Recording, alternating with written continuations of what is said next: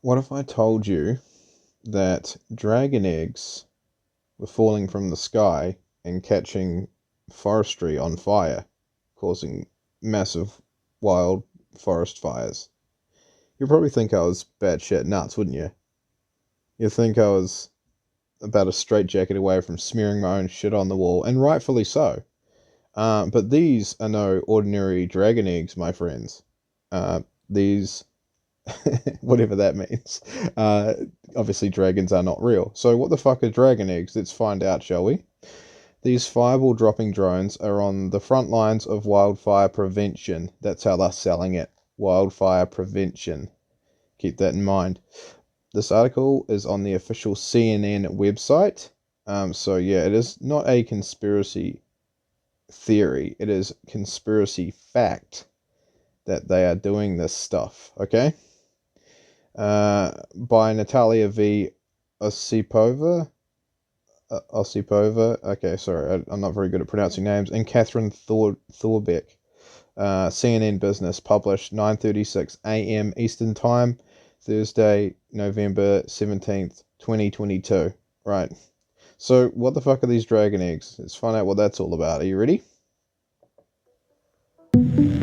These fireball dropping drones are improving one of the oldest and most effective ways of preventing extreme wildfires: prescribed burning. Prescribed fires basically work by doing a very low intensity burn that will burn up the dead leaves and sticks that would cause major wildfires when they dry out later in the summer.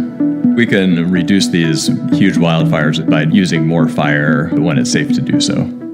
Many experts say prescribed burning should be used more often, but it can be dangerous for firefighters. They're often hiking out into the middle of mountains with a drip torch, or they're riding an ATV, and then you have helicopters with a whole crew on board flying really low and slow over the fire. About a quarter of all wildland firefighting fatalities are related to aviation. And for me, this really was a motivation to get these systems into the hands of firefighters. Robotics researcher Carrick Detweiler started his company, Drone Amplified, to make prescribed fires safer, easier, and less expensive. Our system doesn't cover the amount of area that a helicopter can, but you can deploy tens or hundreds of our systems for the same cost as a helicopter. On a 50-pound drone, Carrick secures a device that can carry 400 fireballs that ignite when they land on the ground. We call these dragon eggs. They have potassium permanganate. When you mix it with glycol, it starts a chemical reaction and a fire. The drones allow firefighters to work at a distance from the flames in areas difficult to reach due to terrain or visibility. And this is really doubling the amount of time that firefighters can fight the fire when it's dark, when it's smoky, when other airplanes can't be out there. You can drop the balls in specific locations, and this lets you do much more precise burns. Precision is important because even though prescribed burn escapes are extremely rare, the outcome can be devastating. 2 recent controlled burns in New Mexico led to the state's largest wildfire on record. Our system can help prevent escaped fires through the use of thermal cameras. You can see through smoke and look for any fires outside of the fire boundary. Our app also allows the firefighter to put in geofences to precisely control where the fire is starting. And this lets the firefighters actually control the intensity of the fire. Carrick says 100 of their drone systems are now working for clients like the U.S. Forest Service and other federal agencies. But in the future, they envision similar systems in the back of every firefighter's truck. When firefighters are widely deploying these, we'll really be able to get up to doing more prescribed fire that's needed to mitigate these wildfires. Wow. So there you have it, guys. Now, you got to wonder, with this kind of technology, could it possibly get into the wrong hands and be used for something, I don't know, evil? Maybe the wrong sort of people, like a government department, could get a hold of it. Maybe create a sort of a tragedy. So if they can actually get land for cheap, and yeah, put their own housing on it, put their own flats, rentals on it, so people can actually you know, obviously they'll get massive more payouts because people are renting properties off them and stuff. It's just more government ownership. If you can't get people off the land, why not burn it up, right? So yeah, it makes you wonder, doesn't it, with things like Maui and Australian bushfires that are just absolutely out of control. Like, how in the fuck does this even happen here? How does this happen? This entire like thing is completely destroyed, and like boats are on water that have been burned up. How does boats on water get burned? Makes you wonder if it wasn't. I'm not suggesting anything. I'm just saying, it makes you wonder if it was or wasn't. Like this is just insane. Some areas are touched, some areas aren't. It's been the same with some forest fires too. There's been some areas where like there's been like burning in the inside of a tree, and as opposed to like with these dragon eggs, if you look, there's a photo of the one. Where is it? There. See, it burns away the casing, so there's no proof of what happened. It just is like, oh, okay, the fire just started randomly, or there was like a bit of glass or something that was shimmering or whatever. Like, how many of these wildfires have been diagnosed how they were started? So yeah, it makes you wonder, doesn't it? I really feel sorry for the people of Maui and people in Australia that have had like really terrible freaking wildfires. I don't believe that there's just just a chance this sort of thing can happen. This is a massive, devastating event. Well, it's not even an event. It makes it sound like we're all going to the freaking movies to watch something. It's something that people have organised for sure. I think. That's just me putting it out there. If we go wildfires Australia, we've got 2020, 2023. Now, all this land will go for cheap, and they can build whatever they want there after a while. It's the same with flooding. They're doing the same with flooding, and they're saying it's climate change. Okay, so is this shit here good for the environment? Is this right here good for the environment? Is this good for climate? What's the carbon emissions of this fucking factory that makes this shit? No, but we want to talk about farmers and what their carbon emissions are and what their score is and all that, which is pretty much like a social credit score for farmers. So yeah, it's and businesses as well. Any business this is the thing with this kind of shit of carbon credits. It's just like a factory may have a good credit rating, but when it comes to getting their parts for whatever it is they're selling, that isn't included into the factor. So they might make something that's like really, really bad for the environment and give it to this company to sell with like as their product. Then that company can turn around and say, oh, well, our product's like, what we give you guys is like, good for the environment, and that's how it gets measured. It's like, and I like how they say experts in this video as well. Like, it's just, I mean, you don't go through you don't get scientific qualifications to be called an expert. You talk about like what field you're actually qualified in. So you don't just go expert. Just anyone's an expert. Or like, that's like saying I was a burger technician. Like, it's just so freaking stupid. Anyway, I just thought I'd share this with you guys. It's a real concern. What are your thoughts on it?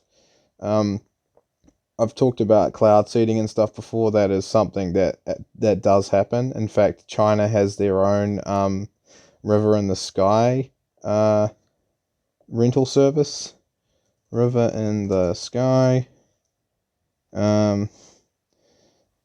China. Just right. This is actually a high-tech satellite too. This is actually what they do. They use this on it's on YouTube itself, isn't it? They use this stuff to they rent it out to people to, like, if there's they need rain or whatever. So they say that's the ads. Are you getting sick of being advertised to? I know I am. It doesn't make me want to buy your product. I'm sorry. Yeah, when it comes to like this River in the Sky service, basically, if they're trying to sell it to you that if your country hasn't had rain or whatever, then your government can basically buy the service to for these little planes or whatever it is that they've got. There's actual machines that do it too. They can emit it from like the back of a truck. Like it's that easy for them to do now. And basically it'll just make it rain. But you got to wonder, with like mass flooding and stuff in different countries and things like that, again, like this technology, can it be used for something sinister? I think it can. I think that's a real concern. And I think we need to be asking these sorts of questions. Speaking of ancient history, it has already been shown that the temperature in northeast China was between 7 and 9 degrees warmer than present during the early Holocene, which is over 7,000 years ago, when carbon dioxide concentrations in the atmosphere drifted at around 260 parts per million. They're over 400 parts per million now. Despite that, now the latest evidence from 2 new studies also indicates that northeast China was between 2 and 3 degrees warmer during the mid-1800s than it is today, suggesting this region has cooled by 2 to 3 degrees over the last 170 years of global warming. Damn right. Not that the Chinese are remotely concerned, as the Chinese communists embark on building around 1,000 new coal-fired power stations so they can build lots of steel. I wonder what for. Yeah, exactly. I love Sky News Australia. They keep it real. They're the only ones really saying what's happening. And New Zealand news is completely corrupt. Like there's just no truth at all in it. And if it is, it's like got like a sort of its own agenda it tries to push across. Never fear. If there's one thing the Chinese communists believe in, it's absolute control over all aspects of life, including, apparently, the weather. Yes, apparently China is developing a high-tech satellite-based weather control system called River in the Sky that will allow it to move water vapor through man-made corridors in the sky. This is in addition to their cloud seeding programs that involve shooting missiles filled with salt and minerals into the sky, based on an original idea by Kate Bush.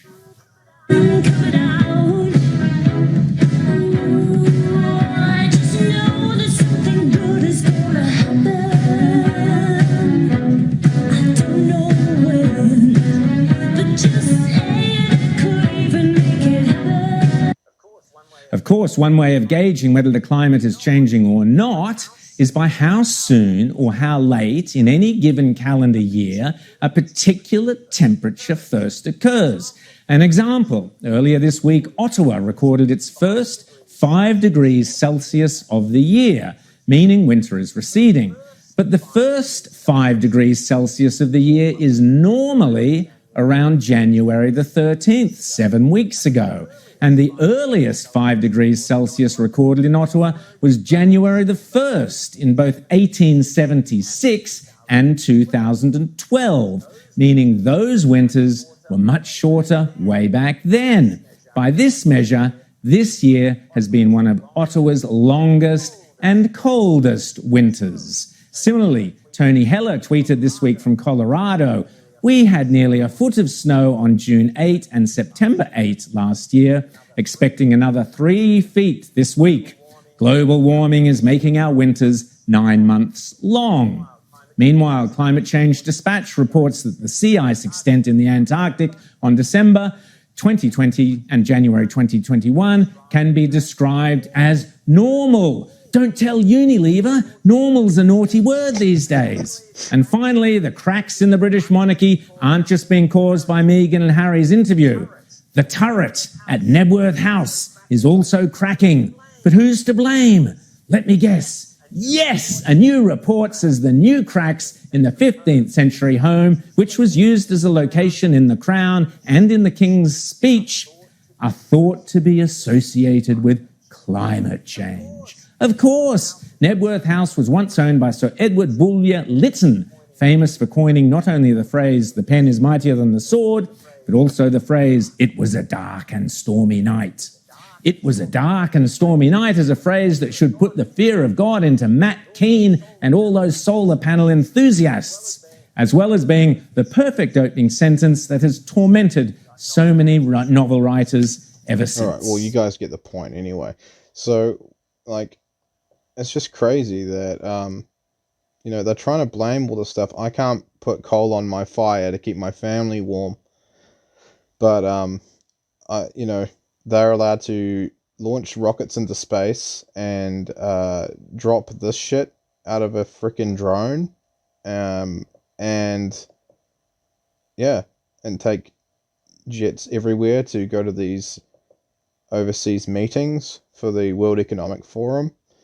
That's all fine apparently. It's just, we lose out. We're not allowed to do what we want to do because what we do is bad. Apparently. So anyway, I just thought I'd let you guys know this stuff. You probably already know some of it. You probably write some of it off as just crazy, and that's fine too. I just thought I would share my perspective on this kind of thing because it's something we need to talk about, and I think more and more people are waking up to this, so that's a great thing. We need to start asking questions and holding these people's feet to the fire, shall we say, without being too cheesy. All right, catch you guys later.